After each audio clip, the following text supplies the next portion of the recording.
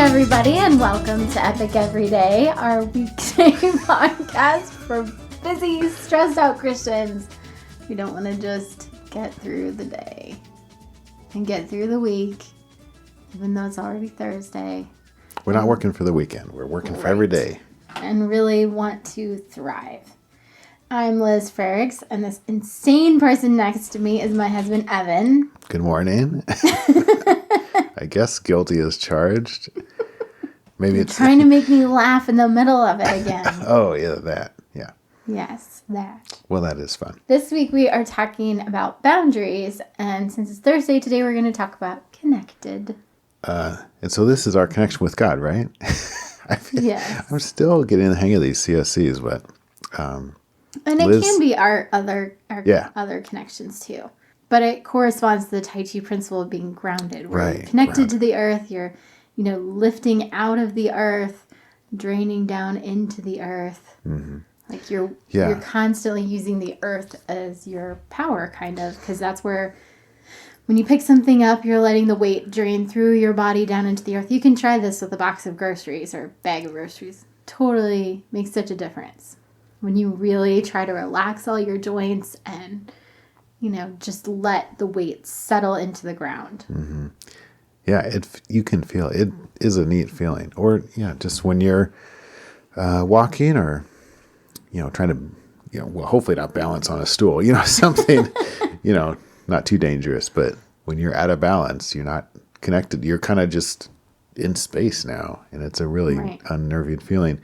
And for the Christian, that connected power source is our relationship with God. We want to drop into that relationship with God and draw all of our power from that. Right. But we're created to be in community, so it is our connection to other people too. Yeah.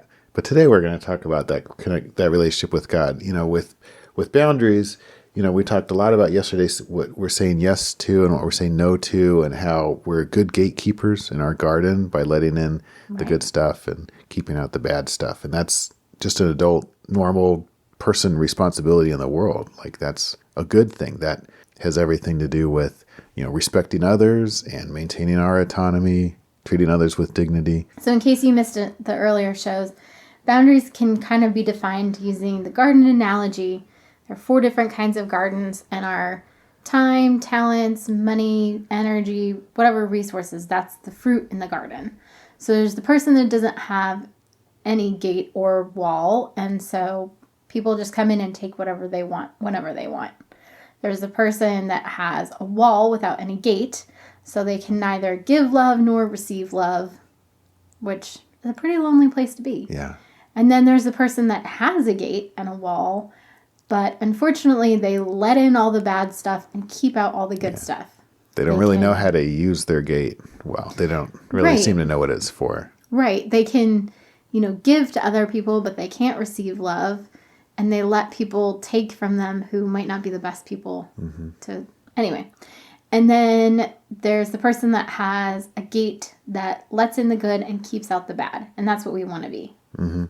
I think sometimes as Christians, and people in general, I guess, we're talking to Christians. But I think some people get in trouble with this, where they come to a place where they're not able to trust God and say yes to Him. Like, He is, the main thing we need to let in is God's love. And if we're shutting the door on that because, God didn't come through for me when I prayed for that thing that one time, or He let my kid get sick, or He let, some really tragic stuff happen. And we are like, God, you didn't save me from this. Right. My best friend died. Why'd you let that happen? I can't say yes to you because I don't trust you. I don't know what you're doing up there. Right.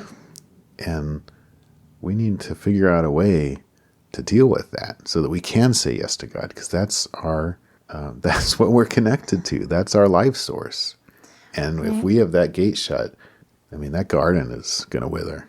Yeah, and it's a very difficult place to be in. I think, when I was at Moody, this was actually a really difficult topic for me because I was just starting therapy, really struggling with, is God trustworthy? Mm-hmm. And that's something that I've struggled with most of my life. Like, up until that point, it had been a consistent struggle.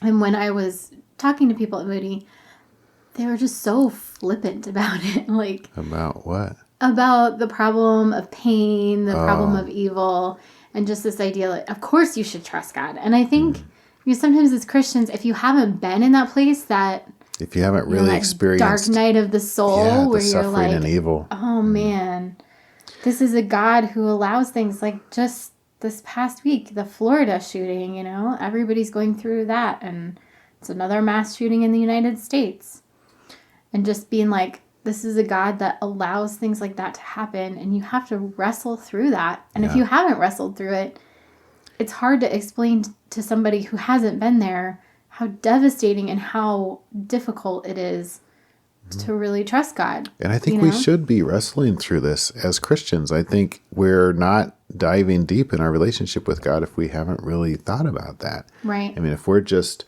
I just trust God because somebody told me to and I just do it.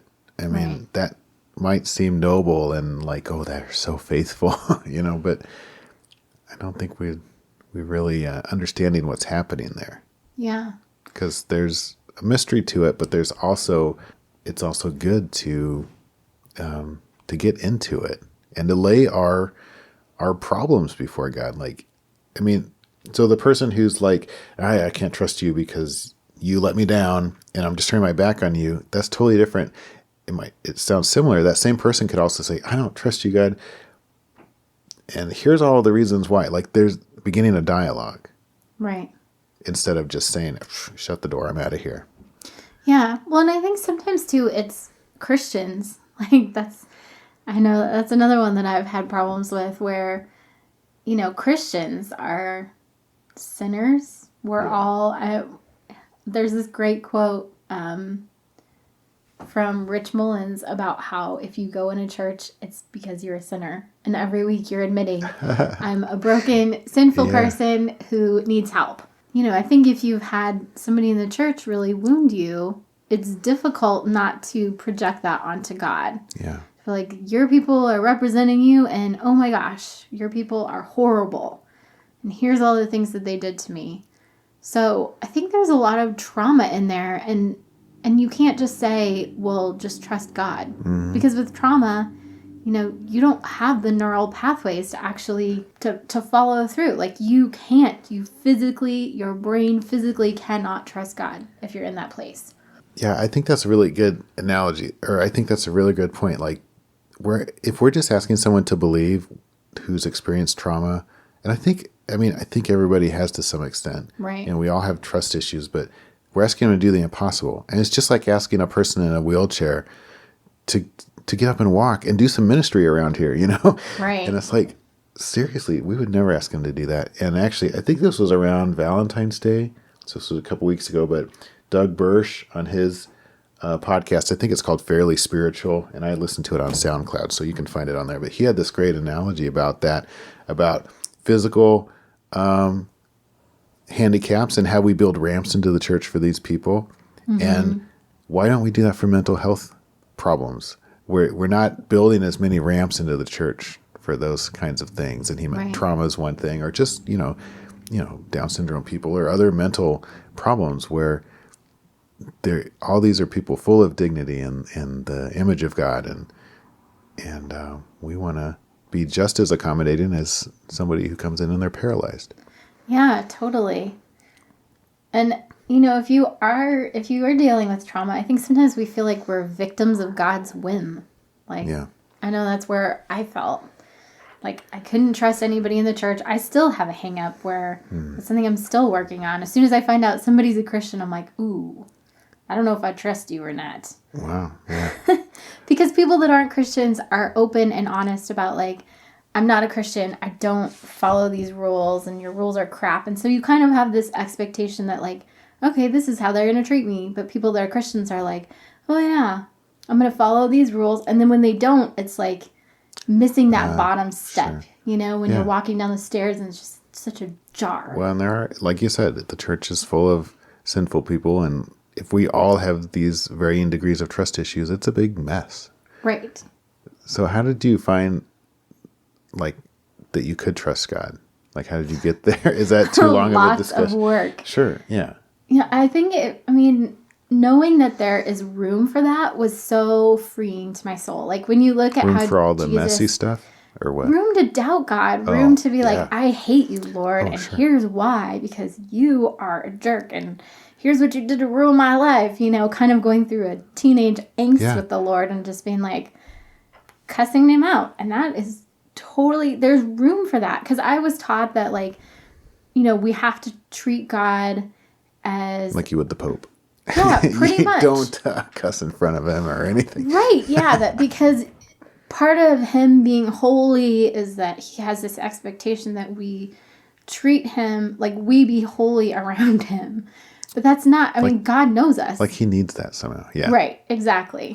So, that passage where Jesus talks to Thomas was just, I don't know, it's so beautiful to me because, Thomas says, unless I see the nail marks in his hands and the spear mark in his side, I'm not going to believe. And then Jesus comes in, instead of being like, dude, you really, what is your problem? Why didn't you believe? Yeah. Clearly you're screwed up and I'm not going to save you anymore or whatever. He's like, here, feel my hands, feel my side. And so recognizing that there's room to dialogue with the Lord and be like, I hate you. I can't even tell you how many times I said that to God. I was like, I hate you. You let all this awful stuff in my life happen. I don't even believe that you're sovereign or that you're good. Something is messed up here. Yeah, but at least, you're still in that conversation. Right. You haven't shut the door. And if people do doubt that, there's room for that in Orthodoxy. Read the Psalms. They're full of people doubting God and being like, where were you? What happened here? What is going on? And I'm not sure what to believe. So exactly. That's part of our Christian heritage. Yeah. There's room for that. And recognizing we can't stay there.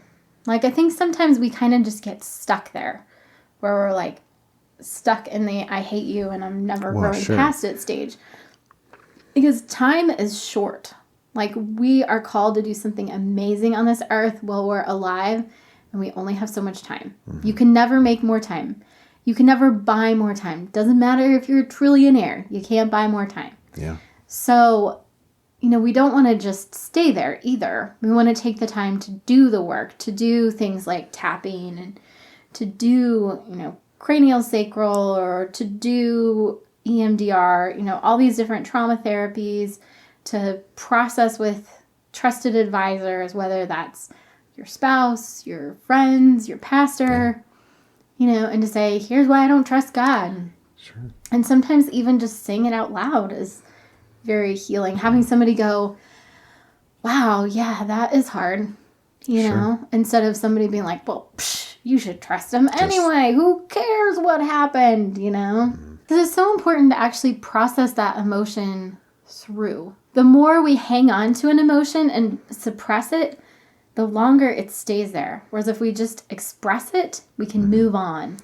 Yeah, I think, and that's part of keeping that door shut, I think. Some of the more popular atheists, that write these popular level books, I think, or, anybody on the internet who is, going around trolling Christians in the comment section, I think that's what it is. It's like God let them down, and they're just going to milk that for all it's worth and use that rage and just keep it. And they're not processing anything. Right. They're just stuck. And that's well, and again... in trauma, you don't have the neural pathways to move on. Yeah, like you said, but there's ways to get help. Right, exactly. You have to get help to then move through that. And, if you guys do want a class on tapping, I'm sure we will be offering one the beginning of next year. But if you want one before then, let us know. Because we could put that together. Mm-hmm. That could be a neat thing. We could do that. And we would love to share some of our experiences. It's helped us quite a bit. We love you guys, and we are praying for you. We really do pray for you guys before we record every time. Thanks to everybody that's been sharing the show and listening to the show. We really appreciate it. If you have found this podcast helpful, please continue to share it. Pick whether today is going to be awesome or not.